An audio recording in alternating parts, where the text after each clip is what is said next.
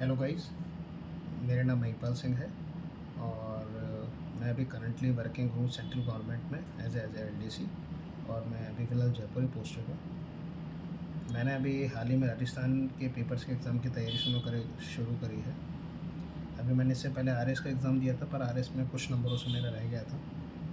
और इसके अलावा मैंने ईओआर एग्ज़ाम दिया था। ईओआर एग्ज़ाम की मैंने थोड़ी अच्छी प्रिपरेशन करी थी, पर अनफॉर्चुनेटली नहीं हो पाया। मेरी कुछ गलतियाँ थी, वो गलतियाँ भी आपके साथ बाद में डिस्कस करूँगा कि क्या कॉमन गलतियाँ हैं जिससे हम उभर सकते हैं और उसकी अच्छे से तैयारी कर सकते हैं नेक्स्ट एग्ज़ाम के लिए। अभी आप लोग सोच रहे होंगे हाल ही फ़िलहाल में इसकी वैकेंसी आएगी नहीं आएगी। देखिए, कई सोर्सेज़ तो कहते हैं कि नवंबर या दिसंबर में इसके एग्ज़ाम बन रहे हैं, पर अपन मान के चलते हैं ये कॉमन सिलेबस है। हो सकता है कोई अच्छा एग्ज़ाम आ जाए, तो ये तैयारी हमारी उसमें भी काम आएगी। चलिए, तो ऐसा करते हैं, एक बार अपन ने जो पेपर दिया ना, ईओआरओ का जो भी री एग्ज़ाम हुआ, और री एग्ज़ाम बहुत अच्छा पेपर था, ईज़ी पेपर नहीं था। अपन अब से ईज़िली एक बार इसका एनालिसिस कर लेते हैं। आपको पता ही है आरपीएस एग्ज़ाम कराती है। एनालिसिस कर रहे हैं हम 2025 का। मैंने थोड़ा-सा एक बनाया था, थोड़ा-सा कलरफुल बनाने की कोशिश करी ताकि आपको ईज़िली समझा सकूँ।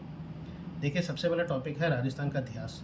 राजस्थान के इतिहास के अगर मैं टॉपिक में देखूँ तो आपने हमारे साथ राजस्थान के प्राग ऐतिहासिक स्थल पुरा पाषाण से ताम्र पाषाण अवकांश युग तक, इसका एक क्वेश्चन आया था। और ऐतिहासिक राजस्थान प्रारंभिक ईस्वी काल के महत्वपूर्ण ऐतिहासिक केंद्र, प्राचीन राजस्थान में समाज, धर्म, संस्कृति, इसका एक क्वेश्चन था। राजवंशों में देखे जाए तो मेरे को ऐसा कुछ खास मिला नहीं, और मैं अपने बारे में बताऊँ तो मैं राजवंश ज़्यादा खास पढ़ के भी नहीं गया था। पर जैसे चौहान का, महाराणा प्रताप का एक क्वेश्चन था, देवीर वंश वाला, सॉरी सिसोदिया वंश का। ऐसे ही चौहान वंश का एक क्वेश्चन था, वो शायद रानी रंगदेवी वाला। एक क्वेश्चन ज़रूर आया था, वो मिक्स मैच क्वेश्चन आया था, मतलब हर एक का मिला के अपन को fill in the blanks type नहीं, शायद मैचिंग का था ऐसा कुछ। चलिए, फिर मध्यकालीन का एक क्वेश्चन था, आधुनिक राजस्थान से था। इसमें सामाजिक जागृति के कारक से एक सती प्रथा से शायद क्वेश्चन था। समाचार पत्रों में एक मैचिंग वाला क्वेश्चन था। इसी तरह ये था, एक जनजातीय किसान आंदोलन का एक क्वेश्चन था। प्रजामंडल आंदोलन का क्वेश्चन अच्छा था। राजस्थान का एकीकरण था, और कुल 11 क्वेश्चन थे। वैसे अगर मैं ओवरऑल अगर राजस्थान की हिस्ट्री की बात करूँ तो पेपर ईज़ी टू मॉडरेट था। जिसने अगर फैक्चुअल पढ़ा हुआ है, थोड़ी बहुत चीज़ें याद है, तो ईज़िली 11 में से वो आराम से 7 से 9 क्वेश्चन ईज़िली कर सकता था, अगर 1-2 क्वेश्चन की छोड़ दें तो। कला संस्कृति में मैंने देखा, कला संस्कृति में क्या टॉपिक तो बहुत सारे हैं, पर क्वेश्चन अगर आप देखें वो तो जैसे मंदिर का एक क्वेश्चन था, वो भी मैचिंग का था। मानव जल संरचना का एक क्वेश्चन था, महल का एक क्वेश्चन था, चित्रकला में भी एक क्वेश्चन था, वाद्य यंत्र के 2 आए थे। बाकी मेरे को ये मैंने कोशिश करी है कि मैं जिससे टॉपिक पढ़ के, ये क्वेश्चन पढ़ के मुझे लगा जिस टॉपिक से रिलेटेड हो सकते हैं वो उन्हीं के आगे लिखने की कोशिश करी है। पर हो सकता है क्वेश्चन किसी और टॉपिक में हो, तो अगर आपको ऐसा कुछ लगता है तो आप मुझे कमेंट बॉक्स में बता सकते हैं। इसके अलावा जैसे देखा जाए तो राजस्थान भाषा का साहित्य, लोक साहित्य का एक क्वेश्चन मुझे लगा, वो संत संप्रदाय से नहीं देखा, पर शायद लोक देवता का एक क्वेश्चन था। मेले त्योहार देखिए, कितना इंपॉर्टेंट टॉपिक है, पर इससे भी कोई क्वेश्चन नहीं आया था। वेशभूषा और से एक क्वेश्चन था। बाकी महत्वपूर्ण पर्यटन स्थल आपको देखे होंगे तो ये ज्योग्राफी का टॉपिक है, तो मैंने उसको, इसके क्वेश्चन को ज्योग्राफी में शामिल कर लिया, इसलिए मैंने उसको यहाँ नहीं लिखा है। तो इसके टोटल 9 क्वेश्चन आए, और एक क्वेश्चन मुझे समझ नहीं आया वो किस में डालूँ, तो इसलिए मैंने एक इसको अन्य में डाल के एक क्वेश्चन लिख दिया था। अब आप देखिए, अगर मैंने इसका ओवरऑल एनालिसिस देखा तो आपको भी पता है कि टोटल अपना ए पार्ट होता है 80 नंबर्स का, जिसमें से राजस्थान इतिहास और कला संस्कृति को मिला के 20 क्वेश्चन बनते हैं। इसमें देखा जाए तो पेपर तो मैंने आपको बताया था अभी कि ईजी टू मॉडरेट रहा, डायरेक्ट क्वेश्चन आए थे, और मैच द फॉलोइंग के क्वेश्चन मुझे ज़्यादा लगे थे। तो ये तो था इतिहास का। और इसके बाद हम देखते हैं राजस्थान का भूगोल। राजस्थान के भूगोल में मेरे को सबसे अच्छा टॉपिक राजस्थान का भूगोल ज़्यादा लगता है, क्योंकि इसमें आपको चीज़ें समझने को मिलती है, उसमें क्वेश्चन भी ज़्यादा आता है। राजस्थान का भूगोल केवल अकेला 20 क्वेश्चन आप देखेंगे, देखो टोटल आए थे। इसमें देखो, भू आकृति प्रदेश के 2 क्वेश्चन, जलवायु का 1 क्वेश्चन था, नदियाँ और झीलों का 2 क्वेश्चन थे, एक शायद झील का था, एक नदियाँ का था, वनस्पति से 1 क्वेश्चन था, मृदा से 1 क्वेश्चन था, प्रमुख फसलें गेहूँ, मक्का, जौ, कपास, एक आपको शायद याद हो वीरनार वाला क्वेश्चन आया था जो कपास का आंसर था, 1 क्वेश्चन। प्रमुख उद्योग का एक क्वेश्चन था, सिंचाई परियोजनाएं और जल संरक्षण तकनीकें, इसके 2 क्वेश्चन थे, एक क्वेश्चन जनसंख्या का था, जनजातियां का एक क्वेश्चन था, खनिज और खनिज संपदा, ये इंपॉर्टेंट टॉपिक है, खनिज और ऊर्जा, इससे आपने देखे हैं, देखो टोटल मिला के 5 क्वेश्चन आए हैं। जैव विविधता संरक्षण का ऐसा कोई टॉपिक नहीं है, पर हाँ एक क्वेश्चन था जो अगर आपको याद हो तो वन्यजीव अभ्यारण्य से रिलेटेड क्वेश्चन था, मैच द फॉलोइंग, तो आप इसको उसमें डाल सकते हैं। पर्यटन स्थल और परिपथ के 2 क्वेश्चन मुझे मिले थे, तो इसमें मिला के कुल मिला के 20 क्वेश्चन, तो और ये अच्छा था। अगर मैं इसका पूरा क्रक्स अपन देखना चाहें कि भाई ओवरकम क्या है, तो इसका इजी टू मॉडरेट इसका था, डायरेक्ट क्वेश्चन थे और स्टेट बेस्ड थे। स्टैटिक्स मतलब अगर आपने अच्छे से इनको याद कर रखे हैं चीज़ें कि कौन सी नदी कहाँ से निकलती है, उसकी सहायक नदी कौन सी है, मृदा से रिलेटेड, उद्योग से रिलेटेड, तो आप भूगोल में इजीली मेरे अकॉर्डिंग आप 15 टू 17 क्वेश्चन कर सकते थे अगर आपकी अच्छी तैयारी थी तो। ठीक है, इसी तरह अगर भूगोल होता है तो फिर अपन देखते हैं भारतीय संविधान और राजनीतिक व्यवस्था। इसमें हाँ, इसमें एक क्वेश्चन आपने देखा होगा, एक सूची का क्वेश्चन था। देखो सूची आपने वैसा पार्ट में नहीं है, सिलेबस में नहीं है, पर वो अगर आप जब भारतीय संविधान टॉपिक पढ़ते हैं तो उसमें वो शामिल ही होती है। अगर मैं इसमें ओवरऑल देखना चाहूँ तो भारतीय संविधान और जो अपना पॉलिटी से रिलेटेड सारे टॉपिक थे ना, इसका पेपर बहुत अच्छा था। पॉलिटी आपने देखा होगा, इसमें कोई ऊपर ऊपर से नहीं आई थी कि सीधा सिंपल क्वेश्चन पूछा हो कि राज्यपाल कौन था, राष्ट्रपति कौन था, किसको कितना टेन्योर पूरा हुआ। पर इसमें क्वेश्चन आपको डीप स्टडी से था। एक बार अपन डिस्कस कर लेते हैं। संविधान सभा का एक क्वेश्चन था, विशेषताओं का एक था, संशोधन का एक मिला था मुझे, उद्देशिका से एक था, मूल अधिकार से एक था। बाकी इनसे कोई टॉपिक नहीं मिले। एक मुझे संसद से मिला, क्योंकि देखो राज्यसभा लोकसभा संसद के टॉपिक हैं, इसलिए दो क्वेश्चन मैंने इसमें लिखे। नीति आयोग का एक क्वेश्चन था, अगर करंट रिलेटेड मैंने इसलिए कहा, अगर आपको ध्यान हो तो नीति आयोग का जो क्वेश्चन था उसमें पूछे थे कौन कौन से विभाग इसके अंदर शामिल होते हैं। तो वो आप करंट में अगर जब नीति आयोग के आप साइट पर जाकर देखोगे तो आपको ज़रूर मिलेगा। लेकिन अगर अपना वैसे नीति आयोग पढ़ते हैं तो उसमें शामिल नहीं होता। तो इससे एक हमें एक आरपीएससी का ये पैटर्न पता चलता है कि आरपीएससी अब टॉपिक्स को करंट से भी रिलेट करके दे रहा है। तो अब हम जब आगे पढ़ेंगे तो हमें इस चीज़ का थोड़ा ध्यान रखना पड़ेगा। ठीक है, चलिए अब नेक्स्ट टॉपिक पे आते हैं। इसके कुछ टॉपिक्स रह गए थे, अगर आपने देखा हो, देखो इनके कितने इंपॉर्टेंट टॉपिक है, केंद्रीय सतर्कता आयोग, लोकपाल, पर मुझे इनसे एक क्वेश्चन नहीं मिला और टोटल मिला के इंडियन पॉलिटी से 8 क्वेश्चन आए थे। इसी तरह राजस्थान की अगर राजनीतिक व्यवस्था देखूँ तो राज्यपाल का एक क्वेश्चन था, इनसे रिलेटेड कोई टॉपिक नहीं था। उच्च न्यायालय से एक क्वेश्चन था, स्थानीय स्वशासन, पंचायती राज संस्थाएं से एक क्वेश्चन था। और आरपीएससी का जो क्वेश्चन आपको ध्यान था, ये बिल्कुल छोड़ने वाला था कि अब तक कितने एग्जाम करा दी, तो ये सब फालतू क्वेश्चन होते हैं। लोकायुक्त का एक क्वेश्चन था, निर्वाचन से एक क्वेश्चन था, गारंटी अधिनियम से एक क्वेश्चन था। और मैंने इसमें वही 2 क्वेश्चन मुझे ऐसे मिले जो मुझे कहीं समझ नहीं आया, इसलिए मैंने उसको अन्य में रखा और टोटल मिला के मुझे 9 क्वेश्चन दिखे। तो इस तरह इंडियन पॉलिटी के 8 क्वेश्चन और राजस्थान पॉलिटी के 9 क्वेश्चन मिला के टोटल 17 क्वेश्चन बनते हैं। तो ओवरऑल देखा जाए तो देखो मैंने इसका आउटकम निकाला क्या, मतलब एक तो क्वेश्चन डीप थे।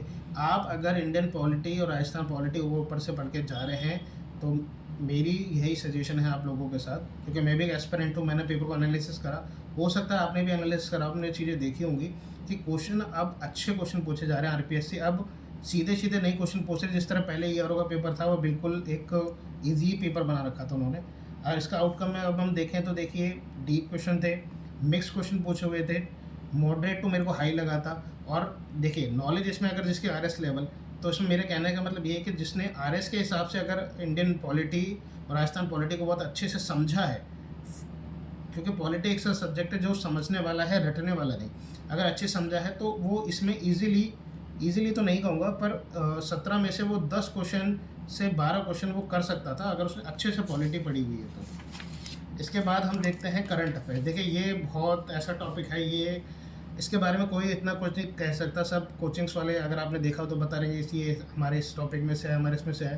पर मैं ओवरऑल आपको बताता हूँ कि करंट अफेयर का कोई भरोसा नहीं होता, करंट अफेयर आपसे कहाँ से पूछ सकते हैं। देखिए मैंने थोड़ा फिर भी कोशिश करी है मैं आपको ईजिली समझा पाऊँ। करंट अफेयर्स में देखो 2 तरह के करंट अफेयर्स थे, एक इंडियन लेवल पे और एक राजस्थान लेवल पे। अब आपने दोनों देखे, मेरे को इंडियन लेवल पे देखे जाए तो मुझे 15 क्वेश्चन मिले और राजस्थान लेवल पे 6 क्वेश्चन मिले। तो आप इजीली आप देख सकते हैं कि वर्ल्ड लेवल पे और इंडिया लेवल पे करंट अफेयर आरपीएससी ज़्यादा पूछ रहा है। और आपको थोड़ा अगर आपने थोड़ा पेपर अभी हाल ही में एनालिसिस करके देखा होगा तो आपको पता चला होगा कि आरपीएससी जो अब है वो यूपीएससी की तर्ज पे चल रहा है। आरपीएससी है जो अब एक यूपीएससी की तर्ज पे चल रहा है, इसलिए थोड़ा सा उसके क्वेश्चन अब अच्छे लगे। अब देखिए राजस्थान के 6 क्वेश्चन से मुझे कैसे मिले, एक स्पोर्ट्स से रिलेटेड क्वेश्चन थे, राइजिंग राजस्थान का एक क्वेश्चन था, आपको ध्यान होगा, एनर्जी रिलेटेड से था वो अक्षय ऊर्जा का, अगर आपको क्वेश्चन आपने थोड़ा देखा होगा तो।